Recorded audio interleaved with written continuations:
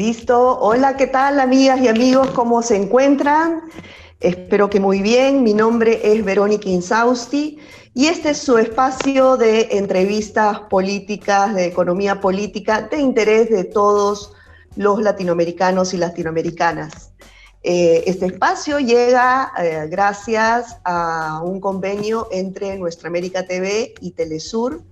Y pues en esta ocasión, ¿qué más que vamos a tocar el tema de Perú? Perú ha estado en el foco de la atención esta semana por esta solicitud de vacancia. En realidad es un intento de golpe de Estado contra Martín Vizcarra disfrazado de vacancia presidencial que vamos a ver todavía el día de hoy. El Tribunal Constitucional está deliberando si es que el presidente Vizcarra se presentaría mañana o no ante el Pleno del Congreso y posteriormente votaría por la vacancia presidencial. Vamos a ver qué ocurre en las próximas horas.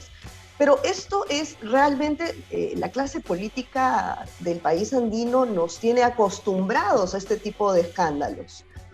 Y lo que queremos conversar ahora con nuestro invitado, Carlos Paredes, él es analista político. Muchas gracias, Carlos, por acompañarnos. Es justamente si esto es una crisis coyuntural más o se trata de una crisis estructural. Cuéntanos, Carlos, para empezar, y para los amigos que nos siguen de Latinoamérica, que no están bien enterados de este tema, ¿qué sucedió en esta oportunidad? ¿Por qué los peruanos estamos a punto de quedarnos nuevamente sin presidente? Muy buenos días, Verónica. Muy buenos días, Nuestra América. Y muy buenos días, Telesur. Bueno, viendo ya las cosas de cómo se han desempeñado, podríamos afirmar que todo esto empezó a cocinarse como respuesta al cierre del Congreso que se produjo el 30 de septiembre del año pasado. El cierre del Congreso fue el capítulo final de que empezó con el lavajato, lavajuez, el referéndum, y para que quienes estaban en la cumbre del manejo del Congreso, el fujimorismo y el aprismo, con Solidaridad Nacional, se fueran al abismo total. Con el nuevo Congreso, esas fuerzas han casi desaparecido. Dos de ellas no están en el Congreso, el APRA y Solidaridad Nacional, y el fujimorismo se ha reducido a la mínima expresión. Pero en verdad creo que nos dormimos un poco sobre los laureles y no se pensó en la respuesta que estaba siendo trabajada de manera subrepticia. Y lo que hemos tenido es la aplicación de un plan deliberadamente llevado adelante con la figura de disfraz que era la vacancia, pero en realidad se trataba de un golpe de Estado, pero no un golpe de Estado civil nomás, sino golpe de Estado cívico-militar. Pero además tenía como necesidad de acomodar piezas que implicaba comprometer a los altos mandos del poder militar con quienes conversaron para comprometerlos.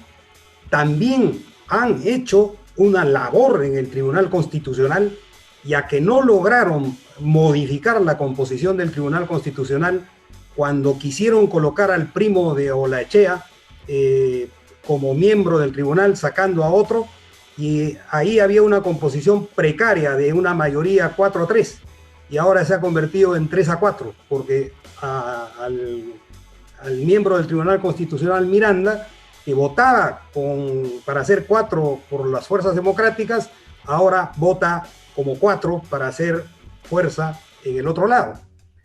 Además, han estado en la búsqueda de desgranar el gabinete, porque han hablado con ministros para que 3 o 4 ministros digan que están hastiados frente al corrupto Vizcarra y entonces nos retiramos, de modo tal que implosionaba el propio gabinete.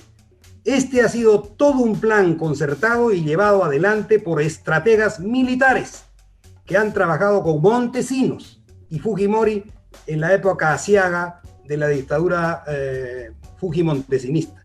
Entonces, Ahora, eso es lo que hemos tenido. sí, lo que decía hace unos minutos es que el día de hoy el Tribunal Constitucional está en estos momentos deliberando respecto a la solicitud del Ejecutivo para no tener que presentarse mañana. Como bien tú dices, en estos días, gracias a investigaciones periodísticas, se ha podido desmantelar este intento de golpe de Estado. Y lo más probable es que llegue mañana el presidente, se dé esta interpelación, esta solicitud de vacancia o no. Esto no va a llegar a mayores, o sea, esto no va a terminar en una vacancia, ¿no? Por todos los elementos que tú bien has descrito. Pero ¿qué crees que pase hoy día en el Tribunal Constitucional? ¿Crees que mañana vamos a seguir con este show político en el Pleno del Congreso? Bueno, el Tribunal Constitucional tenía la posibilidad de impedir que se realice el pleno de mañana, que debe votar, que debe contemplar y votar la vacancia. Tenía esa posibilidad. Pero ayer mismo ya la han desechado, en el sentido de que eso camine. Sin embargo, como contrapartida de los que ahora son minoría, han planteado la posibilidad de elevar la valla de 78 congresistas que se requería como voto a 104, con lo cual se haría más difícil que consigan la votación que están buscando. Sin embargo, yo creo que ya el proceso abortó porque se conoce toda la conspiración para este golpe cívico-militar que como tal ha abortado. Y ahora queda simplemente el trámite de lo relativo a la vacancia. 3 bancadas se han manifestado con comunicaciones públicas hechas por sus líderes, el caso de Fuerza Popular con Keiko Fujimori, el caso de APP con Acuña y el caso del grupo de Urresti, que han dicho que no van a votar. Se ha sumado luego Somos Perú, que ha dicho que ya no va a votar. Antes votó a favor, ahora no va a votar. Por tanto, quedarían solo en pie para votar UPP de Antauro Humala y el Partido Acción Popular, que está dividido claramente, incluso ha sacado 2 pronunciamientos y su líder principal ha dicho que han procedido con 2 pronunciamientos porque hay 2 facciones que no pueden entenderse. Entonces, claro, no, es evidente que ya no van a llegar a los votos y lo de mañana va a seguir siendo un show simplemente. Pero, ¿quiénes están detrás de esto? No sé si tú coincides, hace unos días el periodista Carlos Paredes en el portal La Mula describió muy bien los hechos y señaló a la coordinadora republicana como esta organización que junta a varios personajes de la ultraderecha y ex montesinistas, fujimoristas, en fin, toda la, como le dicen acá en el Perú, la derecha bruta y achorada, están unidos en esta coordinadora republicana, digamos, que se le llama así. ¿Tú coincides con esta hipótesis de que este grupo estaría detrás del intento de golpe de Estado a Vizcarra? Bueno, Carlos Bedoya ha escrito un magnífico artículo que desentraña toda la trama de la telaraña que han armado para este operativo. Y en efecto, para poder graficar quiénes son el núcleo directriz de este proceso, podríamos decir que es aquel que estuvo detrás del sostenimiento de los Cuellos Blancos, de Chávarri, para mantenerlo de todas maneras en la conducción de la Fiscalía de la Nación, porque eso era clave para las posibilidades de la impunidad de quienes cometían delitos de poder desde el Congreso de la República y también a la alianza afro-fujimorista que estaba en el Congreso. Todo ese sostenimiento de 3 años en el ejercicio del gobierno ha sido hecho por un grupo de abogados, de militares, en fin, que han concertado ese accionar y que han hecho prácticamente el trabajo sucio de esa labor de mantener esa impunidad de los delitos de poder. esas fuerzas se han reciclado y se han reforzado. Y se han reforzado en esta coordinadora republicana, teniendo como cabezas visibles de la parte operativo-militar al contraalmirante Jorge Montoya, por un lado, y por otro lado a Otto Gibovins, que fue jefe del Comando Conjunto de las Fuerzas Armadas durante el periodo de Montesinos y Fujimori, y que también fue prominente miembro de los servicios de inteligencia mientras Montesinos era el poder tras el trono en los servicios de inteligencia. Y luego él, ya salido de su ejercicio como militar, se ha dedicado al planeamiento estratégico y apoya en labores de planeamiento estratégico a grandes empresas. Y por ahí pasea su labor y su función. Entonces, toda esa sapiencia y toda esa experiencia la ha volcado en poder manejar esta situación. Hoy él, Otto Gibovins, es nada menos que parlamentario congresista de Acción Popular y es el vocero y presidente de la bancada. Por tanto, está en estrecha relación con Manuel Merino, presidente del Congreso, y todo lo que se ha cocinado ha estado en ese círculo estrecho que se ha desarrollado. Por tanto, la Coordinadora Democrática, que se vio en la necesidad de formarse como una suerte de agrupación, ha emitido varios pronunciamientos y tiene la lectura básica de que la pandemia ha hecho que Vizcarra se convierta en un presidente chavista. Ojo, cuando el gobierno intervino en el tema de las clínicas para ver que se rebaje... Chavista, yo soy la Madre Teresa de Calcuta. Que se cobraba a un paciente, 12.000 soles diarios que se cobraba a un paciente, han rebajado a menos de 3.000 soles en la negociación que hubo, pero para ese efecto Vizcarra, en una locución de mediodía de las que hacía, señaló que le daban 24 horas a las clínicas para resolver la negociación que estaba atracada. A eso le han llamado extorsión chavista, porque dice que Chávez actuaba así y lo que ha habido en realidad es una expropiación a las clínicas. Miren cuál es la lectura de ellos. Claro, claro. Ahora mi pregunta, Carlos, es, tú bien has mencionado estos dos personajes exmilitares que son, digamos, la parte operativa de este intento de golpe de Estado. Pero detrás de ellos hay todo un sector económico y político que han estado acostumbrados a manejar el país como si fuese su chacra y que quieren que este sistema quede en statu quo. ¿Cómo ves estos actos de desesperación de esta clase de llamada de derecha? Bueno, yo creo que lo que está en curso es un plan dirigido a una restauración de aquel poder que ha hecho y deshecho del país para generar esta suerte de organización de delitos de poder que permita trabajar a las empresas a sus anchas, que les dé vía libre para, por ejemplo, no pagar impuestos, ya que, digamos, están obligados a pagar 35% de impuestos, pero en realidad pagan 15%, porque ellos mismos se han fabricado mecanismos legales, entre comillas, de elusión. Entonces, por el hecho de que trabajo en altura, pago menos. Por el hecho de que el clima está un poco frío, pago menos. Y así sucesivamente. Entonces, las rebajas legales que hay, autorizadas por este control que tenían del poder congresal, ha hecho que entonces tengan un manejo de la economía que favorece la corrupción y no los intereses fundamentales de la gente. Entonces, claro, pero este Congreso, no solamente estamos hablando de los últimos 30 años que desde la Constitución del 93 fujimorista, todas las leyes se han adaptado para los intereses de este pequeño grupo económico.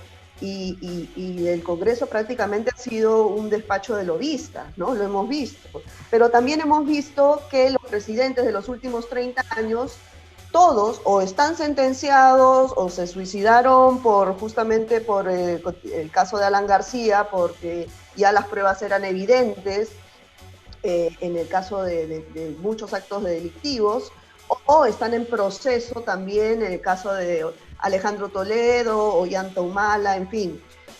A esto se suma pues una larga lista de congresistas, funcionarios de Estado, que todo esto, o sea, estamos 3 décadas arrastrando un sistema político y económico corrupto. Entonces mi pregunta es la siguiente, ¿esta es una crisis más o estamos viendo la punta del iceberg de ya el desmoronamiento de esta clase política o este sistema político? Yo creo que estamos en una situación en la que, si se quiere, las aguas han bajado, las aguas democráticas han bajado un poco y la punta del iceberg está permitiendo ver el iceberg un poco más completo, porque en realidad estamos, como ha sido señalado, 30 años en esta situación, y esto también tiene que ver con el hecho de que en realidad el Perú cambió. El Perú no es más un poder de lo que era antes de los 12 apóstoles o de los grupos económicos que venían de la producción agraria, sino que con la lucha por la tierra y la tierra ahora en manos de 2.300.000 unidades productivas, ha llevado a que el Perú pase a ser un país de pequeños propietarios, en el campo y en la ciudad. Lo que le llaman economía informal de pequeños propietarios en ciudad, más los propietarios pequeños en el campo, dan el 80% del empleo en el Perú. Sin embargo, no existe en el país ningún partido que sea representante de la pequeña producción. Y esa disloque entre economía y política hace que la política esté desligada de los intereses del país y esté más bien dedicada a estos temas de la corrupción. Antes, todo partido político tenía una representación de clase. Hoy, la clase principal que tenemos en el país, pequeña producción urbana y rural, no tiene representación política. ¿Qué hacen los políticos que no representan a nadie? Se representan a sus bolsillos y se dedican a robar. Y por esa razón yo creo que la solución de fondo tiene que ver con un cambio de la representación política y el hecho de que quienes tienen la economía en sus manos puedan también tener el poder en sus manos.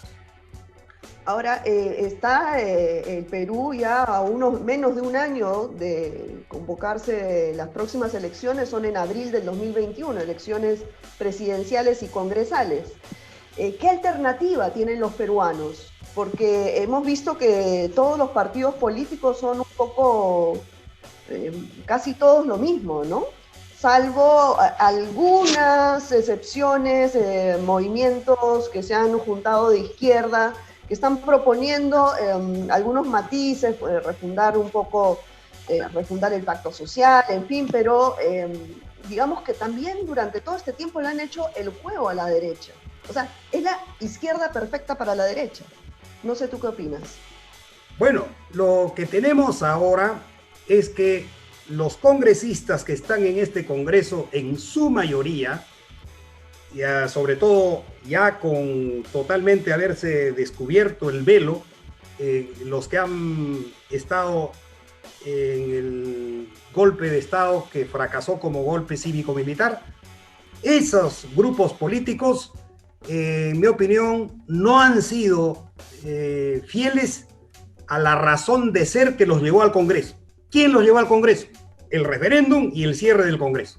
Y han traicionado al pueblo que votó por ellos para que den una línea de continuidad democrática en función de seguir frenando a quienes habían sido derrotados.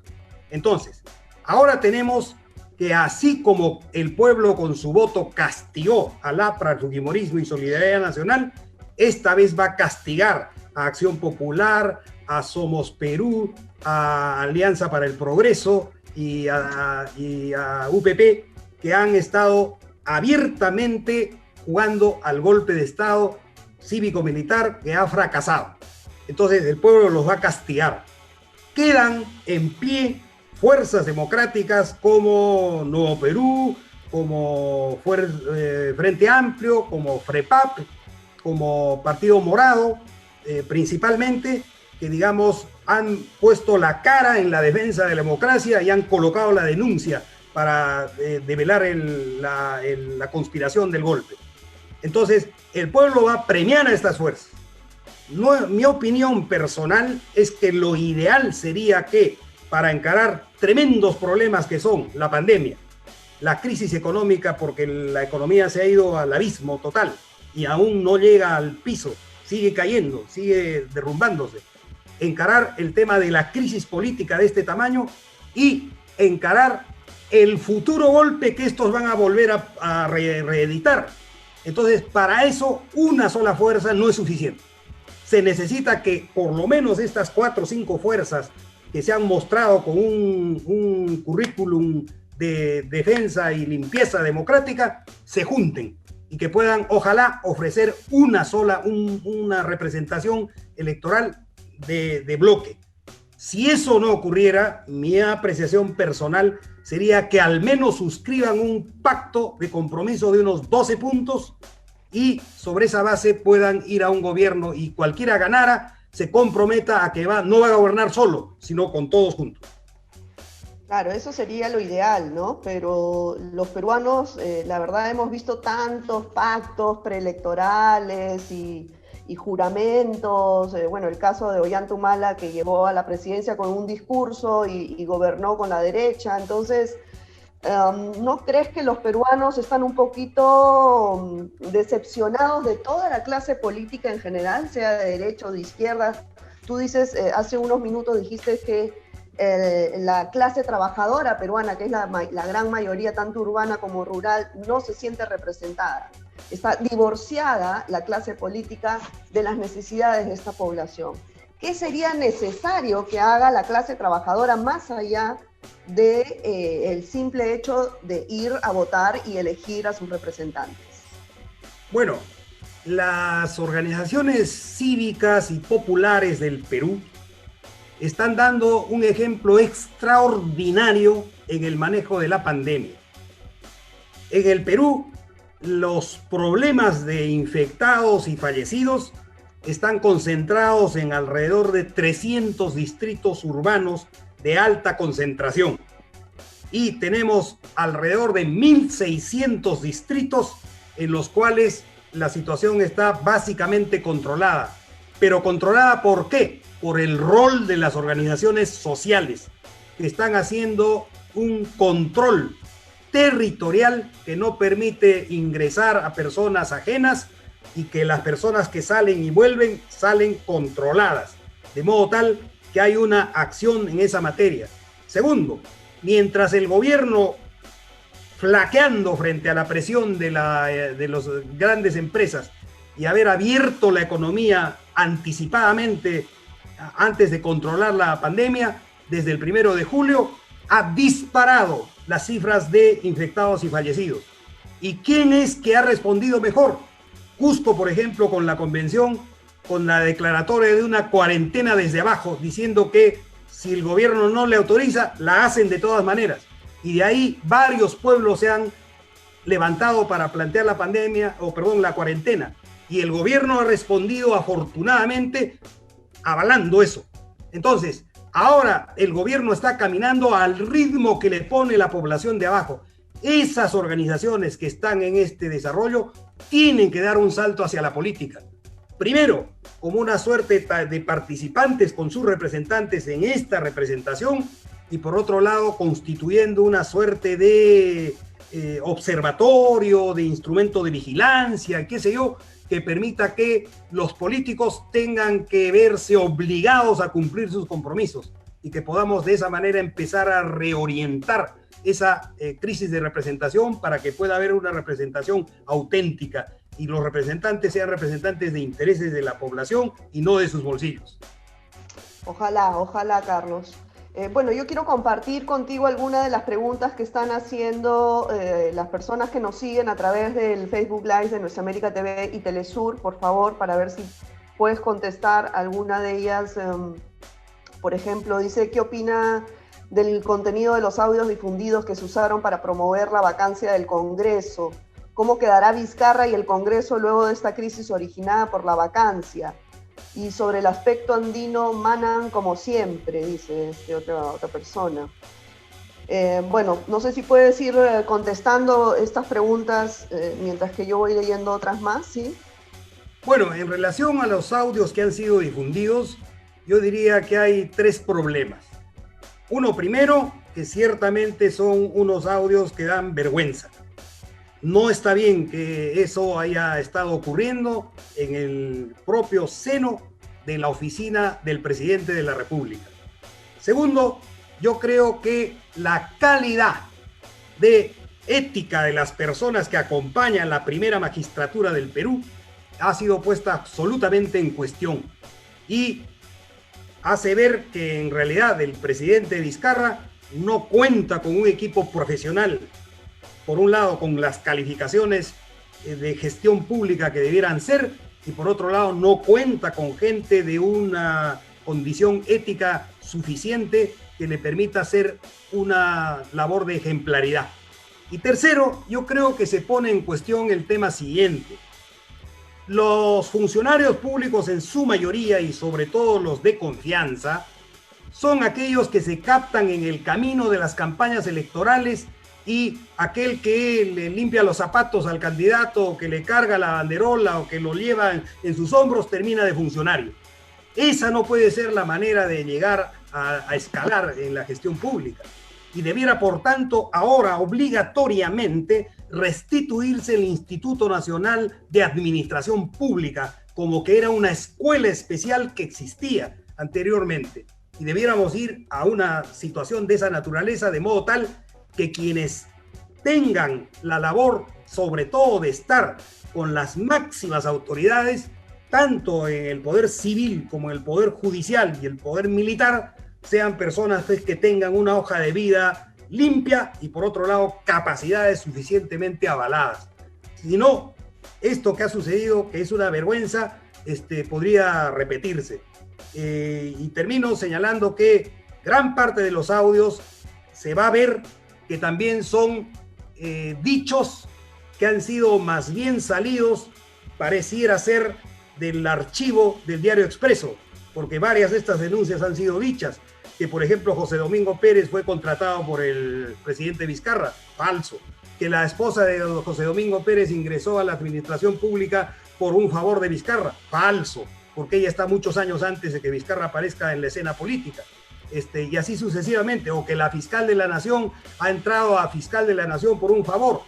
Todo esto que salía en el Diario Expreso como una especie de ver cómo es que echan barro con ventilador, ahora se lo han puesto en la boca de esta persona que trabajaba cerca del presidente, Karen Roca, y ella ahorita ya está recibiendo una cantidad de procesos para poder esclarecer y que diga que eso, cuál ha sido realmente la verdad. Y aquí eso va a destapar otra olla, porque va a salir con claridad quiénes fueron quienes le pusieron esos temas en la boca para que pueda, hacer esta situación que acompaña al golpe. Porque todo esto que, los audios traen con una cantidad de elementos mentirosos, que incluso se usan en la prensa como si fueran verdad, a pesar de que este Swing ha dicho que él dijo mentiras para poder probar de hasta dónde iban los planes golpistas del Congreso. Sin embargo, lo usan como si fuera una verdad.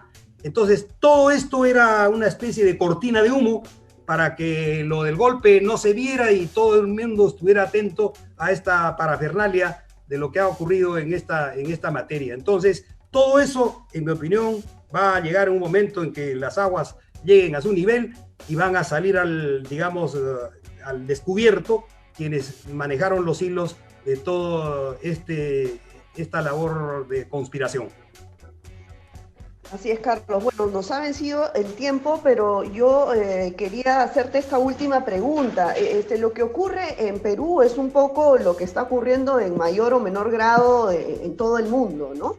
En el sentido que la clase política, esta clase política ya ha llegado a un punto en que la ciudadanía en general no le cree nada y está totalmente divorciada de las necesidades de la población. ¿Hacia dónde crees que va la tendencia de esta renovación refundación de la política, de la clase política y de las formas de hacer política. ¿Hacia dónde crees que es la tendencia que se está viendo no solamente en Perú, en la región, sino en el mundo entero? Bueno, yo creo que en efecto esto que está ocurriendo en Perú no es propio del Perú. Es algo que está en varios otros lugares del mundo. Digamos, da como risa, pero Trump está diciendo que el Partido Demócrata va a llevar a Estados Unidos al socialismo, que Biden es Chávez, que Biden es Maduro. Imagínate, ¿no se parece un poquito a lo que aquí están diciendo? Claro, es un nivel En el caso español, Vox, ¿qué cosa está diciendo? Que la alianza del PSOE con Podemos es chavismo. Están diciendo que el ingreso mínimo vital acordado en España como parte de derechos sociales, que se nivela, porque España estaba atrasado, se nivela a lo que ya existe en Alemania, ya existe en Inglaterra, ya existe en Francia. ¿Qué cosa es? Chavismo. Dice que están repartiendo la plata del Estado, cuando en realidad lo que están haciendo es un poco de justicia social. Entonces, sí que la clase política global está en crisis y debe haber un cambio en el sentido de la nueva orientación. ¿Cuál es la nueva orientación? Deben haber otras prioridades, donde desde nuestro punto de vista la prioridad número uno debe ser el tema alimentario, pero no solo alimentario respecto de la que sea la gran industria alimentaria la que abastezca, sino alimentario de alimentación sana. ¿Por qué? Porque para encarar la pandemia esta y la próxima que viene se requiere tener una capacidad inmunológica suficiente, y eso solo lo da la comida sana, que no tenga agroquímicos, que no sea de gran industria, sino de pequeña producción campesina. Eso lo dice la FAO, eso lo dice Naciones Unidas, eso lo dicen los Objetivos de Desarrollo Sostenible de Naciones Unidas, y eso debiera llevar entonces a hacer coherente los sistemas de gobierno. Se ha dicho también que la salud debe estar de la mano con la alimentación y con el sistema de lo que se consume para poder tener una buena capacidad inmunológica, y debe tener los recursos desarrollados autónomamente en cada país, soberanía en la producción de los recursos que permitan atender la salud primaria, etcétera, etcétera. Cambio de matriz energética. O sea, al servicio de todo esto debiera organizarse otra representación política y poner en su sitio a los culpables de toda esta vorágine económica que ha llevado a acelerar los asuntos del cambio climático, y son esos los factores que han conducido a que aparezca este virus tan letal, que hoy día, en primeras horas de la mañana, ya ha pasado la valla de 30 millones de infectados y estamos acercándonos a 950,000 fallecidos. Y en más o menos 20 días estaremos sobre más o menos los 50 millones en 30 días, 30, 40 días, estaremos en 50 millones de infectados y más de 1 millón de fallecidos. Esta situación es responsabilidad de un manejo libérrimo que se ha hecho de la economía, donde hemos pasado a la tristísima situación de la desigualdad, donde el menos del 1% concentra el 99% del total de la riqueza, y el 99% de las personas, tienen la posibilidad de acceder a el 1% de esa riqueza. No puede ser, no puede ser. Por eso tiene que haber un cambio de la representación política global. Muchísimas gracias, Carlos. Coincidimos contigo plenamente y bueno, ojalá que estemos yendo en ese camino, que la población sea consciente en sus derechos y en sus deberes ciudadanos, ¿no?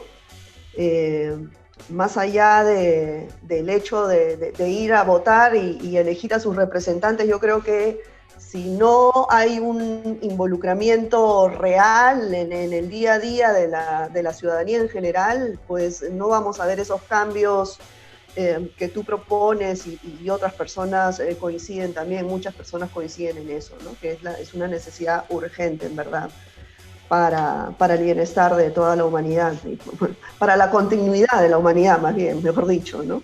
Bueno, Carlos, muchísimas gracias por tu participación una vez más y con nosotros será hasta la próxima, amigos y amigas. Espero estén bien, cuídense mucho, por favor.